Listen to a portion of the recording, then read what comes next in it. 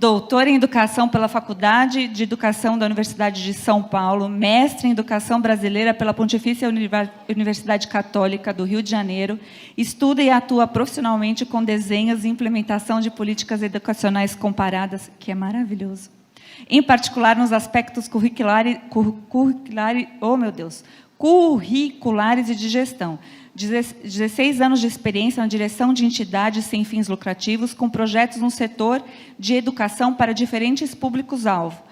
Foi comentarista do boletim semanal Missão, aluno da rádio CBN, sobre políticas educacionais entre 2012 e 2019, e foi secretária de Educação Básica do Ministério da Educação, MEC, no governo Bolsonaro. E deixou lá um grande trabalho, que eu sou uma admiradora mesmo do seu trabalho. Vou aproveitar, vou passar direto para a Ilona, que tem também muita coisa para acrescentar aqui no painel da cultura.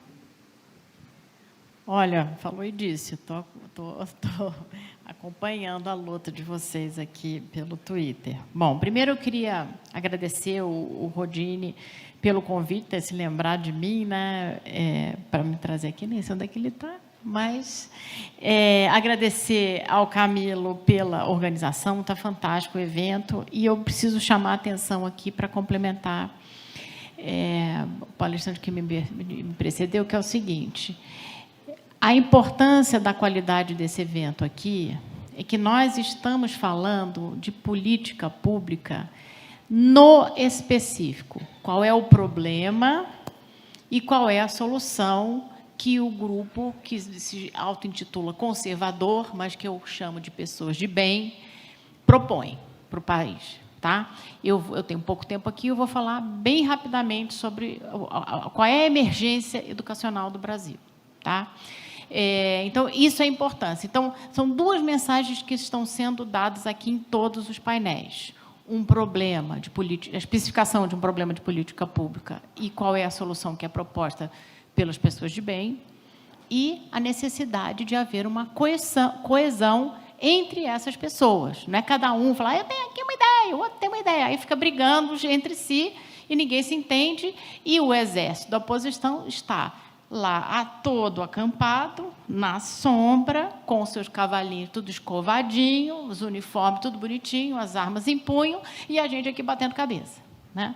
Então, a mensagem que foi dada de manhã, que eu quero resgatar agora, e com a qual eu começo, o que eu vou dizer, é que os problemas de política pública têm que ser muito bem conhecidos. Nós temos que chegar a um denominador comum de proposta, de solução desse problema por meio daquilo que nos cabe no setor público, e que nós temos que ter uma coesão política para levar ao poder as pessoas de bem. Tá?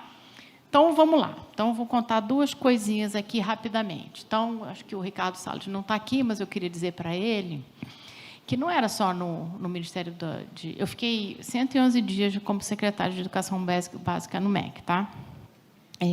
Não era só no Ministério do Meio Ambiente que tinha uma agência de turismo, de levar o povo para a Europa para não fazer nada, né?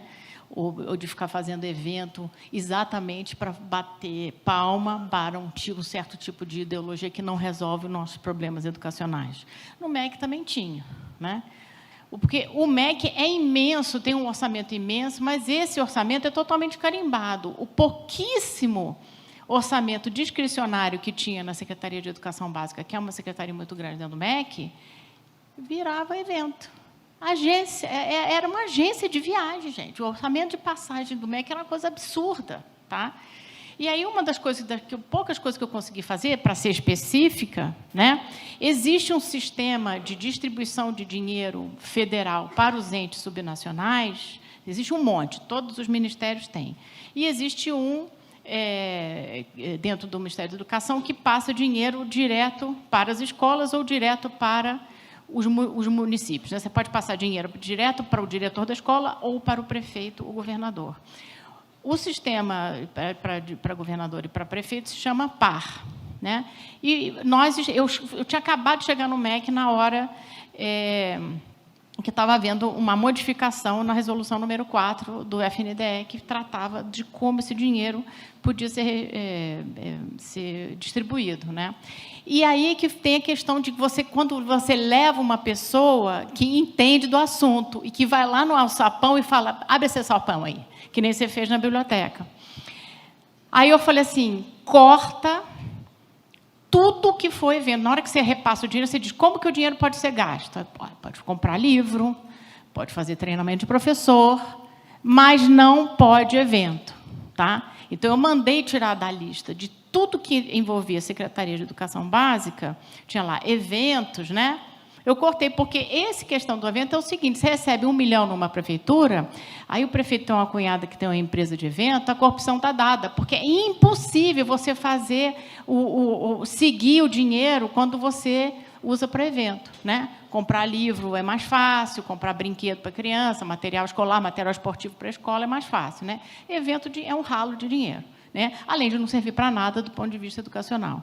Então, eu mandei cortar, ainda passei a mão no telefone e falei, Nadalim, secretário de Educação, de alfabetização, mandei cortar, saiu da resolução 4, tudo da minha secretaria que tem o nome evento dentro, tá? Tira a sua também. Ele falou, beleza, arrancamos tudo. Não sei se a resolução está válida ainda, mas é nesse nível de detalhe que precisa trabalhar. Porque os ralos foram sendo abertos, o sistema foi sendo carcomido por dentro por gente que entende desse mecanismo institucional e de como escoar dinheiro para os amigos na ponta. Né? A segunda coisa que eu queria contar aqui é como foi que eu conheci o presidente Bolsonaro. Né? Em 2016, e aí eu vou introduzir o problema, né? Onde que está a nossa questão da luta. Eu fui numa audiência pública no Congresso, né, na Comissão Mista de Educação, e era um dia inteiro sobre o currículo. Então, é a minha especialidade, né, é o que eu estudo mais. Eu fui falar sobre currículo, e, à tarde, tinha um grupo, né, uma sessão sobre escola sem partido. E o presidente Bolsonaro, então deputado, ele era sabido, né? Porque quando eu cheguei na comissão, tinha um monte de cabeludo batendo tambor. Eu falei, gente, batendo tambor para falar de currículo, eu não estava entendendo o que estava acontecendo. Aí eu descobri que o Bolsonaro ia aparecer. Quer dizer, eu só descobri quando eu caí sentada ao lado dele, né? Falei, caraca, o deputado Bolsonaro! Aí fiquei tirando foto assim, falei, não é possível.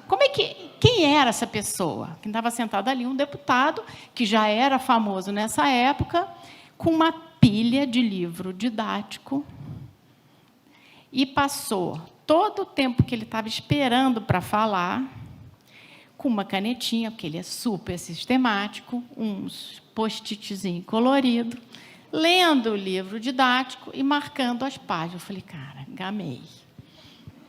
Politicamente, né? Cara, um deputado que lê livro didático, marca com a canetinha, fala o que tem que falar. Ó, que nessa página aqui, gente, olha aqui o que tem nessa página. Tem isso, isso, isso, isso. E atrás dele, uma claque imensa de cabeludo, batendo tambor e gritando, chamando ele tudo quanto era nome. Não era ainda genocida e nazista, mas era parecido, tá? Pois é. Não era deputado, não. Estudante de universidade, mobilizado para tal. Ele, impávido, super elegante, nem olhou para trás, né? E falou, passou o seu recado. Eu falei, cara, essa pessoa é especial, né? Então, é importante que é o seguinte, um presidente da República que sabe, que é o que a gente está falando aqui, institucionalidade, ele está no poder, e o problema específico da política pública, e ele sabe que tem esse problema para ser resolvido, não é todo dia que acontece, tá? Então, eu não estou fazendo campanha aqui para o presidente, não, mas estou, né? Assim, não dá... É isso aí. Não dá. Os dois problemas que a gente tem, então, o meu recado é assim, o nome da minha palestra. Qual é o nome da palestra que a Ilona foi dar lá em Ribeirão Preto? A vaca foi para o brejo. O nosso trabalho aqui, das pessoas de bem, é arrancar a vacaiada toda lá do brejo, tá? Então, o que acontece? Por que foi para o brejo? Então, vou mostrar uma coisa aqui para vocês. E foi para o brejo para nós de elite. Para o pobre brasileiro, quando nasce a vaca, que nasce raramente, ela já nasce dentro do brejo, ela não foi andando até o brejo e caiu lá. Caiu para nós, da elite. Tá? Esse aqui é o livro didático da minha avó, tá? Que foi um sucesso editorial no primeiro quarto do século XX. Deixa eu pegar aqui só um minutinho. Olha o tipo de texto. Olha o tamanho de texto que uma pessoinha, que esse aqui é o livro de Elza, do 4º ano do grupo escolar. Tá? Então, a elite lia isso aqui. Obviamente, nessa época, 80% da população nem lia. Isso já é uma vergonha nacional, né? Fala muito sobre a nossa elite. Como é que nós chegamos? Nós chegamos na segunda metade do século XX com 80% da população analfabeta. Também não dá, né, pessoal? Não dá. Isso tem que ser resolvido. Nadalim, santo, vai ser canonizado, está lá tentando resolver isso lá no MEC. Tá? Bom, então, nós temos 2 problemas. Nós temos o currículo. Nós fizemos, infelizmente, graças à atuação brilhante de 40 anos de esquerda no poder, nós tínhamos antes os PCNs, que não eram normativos, não era obrigado a seguir, era um negócio meio solto, era uma porcaria também, mas era solto, não era normativo. Agora, nós temos um documento de 500 páginas, chamado Base Nacional Comum Curricular, que é uma bomba atômica, uma bomba de nêutrons educacional. Tá? E vocês não sabem ainda, mas o que decorre disso são os livros didáticos. Tá? Então, nós temos uma conjunção apavorante educacional, que é uma Base Nacional Comum Curricular. Eu vou dar um exemplo aqui, bem claro, para vocês entenderem o tamanho do problema. Que não é um currículo, não se compara com nada, essa é a minha especialidade de estudo, com nada de documento curricular. Documento curricular é um documento necessário da institucionalidade educacional dos países minimamente sérios. Tá? Então, a base não conversa, não tem nada que ver com um documento sério, curricular, dos países desenvolvidos. Estudei, comparei todos exaustivamente. Tá? E dela decorre, mas ela é uma normativa, e dela decorrem os nossos livros didáticos. Vocês ainda não entenderam o tamanho do problema, porque vocês não viram os livros que já foram produzidos sob o governo Bolsonaro, depois da base, chegarem no mercado editorial.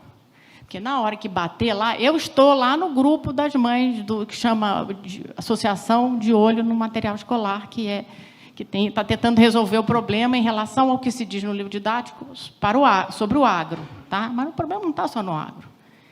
A hora que esses livros baterem nas livrarias, e agora o pessoal já está começando a entender, porque já chegou nas escolas públicas, mas como não está tendo aula, ninguém viu. Né? Aí vocês vão entender o tamanho do problema. Então, nós temos 2 inimigos, digamos assim, 2 problemas, 2 bibliotecas palmares para resolver. Né? Isso aqui é muito maior o problema. Um é a base, outro é como é que se constroem os livros didáticos a partir da base ou não. Tá? Quando eu estava no MEC, no meu curtíssimo tempo lá, como antes de ir para o MEC, eu já estava informalmente trabalhando com o Nadalim durante todo o ano de 2019, deu tempo de alterar o edital de pré-escola e de Fundi 1. Obviamente que Dona Tabata Amaral, Rigoni, aquela turma do PSOL, entraram com o estágio do decreto parlamentar e não sei mais o quê, foram até para o Supremo com o negócio dos editais do livro didático. Tá? Mas o do ensino médio não deu tempo de mexer. É uma bomba.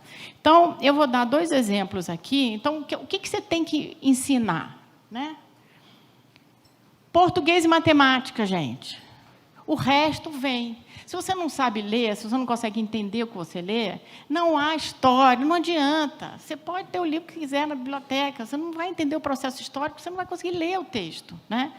Então, na língua portuguesa, Tem um pouco disso que vem lá da educação clássica, né? Você tem que ter a gramática, a capacidade de ler e escrever, ou seja, entender a lógica dialética do que está escrito e daquilo que você vai falar, né? Por meio da leitura e da escrita, e a capacidade, a oratória, né?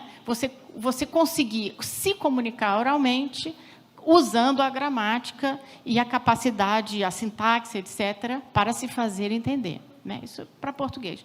E para matemática, você tem aritmética, álgebra, geometria. E, hoje em dia, o que antes né, era a grande questão científica, né, lá da Idade Clássica, que era astronomia, agora virou o trabalho com dados. Né? Mas essas ciências que têm um cânone, né, um encadeamento de cunho disciplinar, até isso foi desmanchado dentro do currículo, usando tais dos campos de conhecimento, que embaralha tudo, né, e bota no mesmo nível as ciências, as hard sciences, e as ciências soft, que são interessantes, etc. e tal, mas não formam o cérebro da pessoa como as ciências mais duras, digamos assim, que é o que os países desenvolvidos, principalmente os asiáticos, mandam ver nos seus currículos, nos seus livros didáticos, obviamente, e na formação dos seus alunos, né? Então, eu vou dar um exemplo aqui de geometria, tá? Como é que é a geometria na Base Nacional Comum Curricular para o último ano do nosso ensino fundamental? Tem 3 objetivos curriculares, tá? Eu vou ler para vocês. Demonstrar relações simples entre ângulos formados por retas paralelas cortadas por uma transversal. Reto, transversal, tá? Isso é matéria mais ou menos de 3º ano, em qualquer país desenvolvido que eu tenha estudado até hoje. Resolver problemas por meio de estabelecimento de relações entre arcos, ângulos centrais e ângulos inscritos na circunferência. Aí vem o apostozinho, que é aquele jabutizinho que coloca dentro de uma normativa, fazendo uso, inclusive, de softwares de geometria dinâmica. O que tem a ver uma coisa com a outra? Quer dizer, você está dizendo o seguinte: o objetivo pedagógico é saber calcular ângulo que está circunscrito dentro de uma circunferência. Se é com software, se é com desenho, não se coloca esse tipo de coisa, mas aqui coloca, porque aí o cara tem que vender o softwarezinho, entendeu? Seu jabutizinho para poder vender o seu jabazinho, tá? Depois, 3º e último, do 9º ano, na geometria, reconhecer as condições necessárias e suficientes de 2 triângulos sejam semelhantes. Jura? No 9º ano. Bom, agora vamos para Singapura. Singapura, geometria dividida em 2 tópicos: trigonometria e mensuração. Trigonometria, uso de relações trigonométricas, seno, cosseno e tangente, coisa que eu nem no ensino médio aprendi, tenho que confessar, porque eu tinha essa matéria, né? Mas é muito difícil, né? Já é um nível. Então, lá em Singapura, no 9º ano, o menino já deu conta disso, tá? De ângulos agudos para calcular lados, né? Arestas desconhecidas, e ângulos em triângulos retângulos, incluindo problemas envolvendo ângulos de elevação e depressão. No 2º tópico, que é mensuração, volume, superfície e área de pirâmides, cones e esferas. Conversão entre centímetros quadrados e metros quadrados e centímetros cúbicos e metros cúbicos. E comprimento do arco e área de setor como fração de uma circunferência ou área de um círculo. Tá? Então, é o seguinte, entenderam?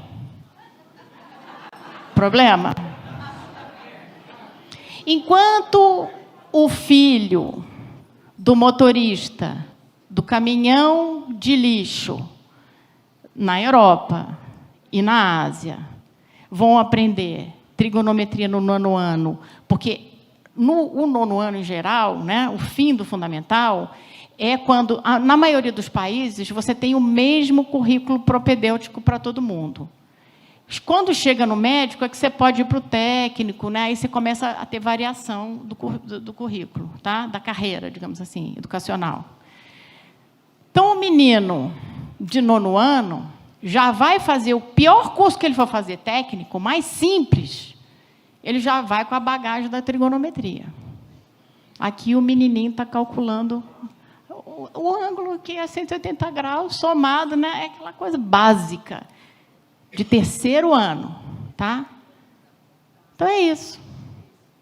E é isso, escrito dessa maneira, que é super fácil de entender, porque, gente, eu peguei matemática, tá? Vamos ler os objetivos pedagógicos de outras disciplinas, para ver se alguém consegue entender o que é para fazer, tá? Então, é uma mistura de mediocridade com essa enrolação ideológica, porque aí cabe tudo, entendeu? Eu escrevo um negócio meio bagunçado, aí o cara, tanto faz, o cara pegou, uns vão fazer de um jeito, outros vão fazer de outro. E aí, só para terminar, o nosso outro grande problema é tem um alçapão lá no MEC, né? Quinto escalão, você vai descendo, tem um ministro, tem um secretário, isso aqui, você vai vendo, tem uma coordenadoria lá. Você abre o alçapão, tem uma indústria de produção de livro didático, que é totalmente controlada por quem não ganhou as eleições. Tá, moçada? Então, esse é o meu recado para vocês hoje. Muito obrigada, Eliana.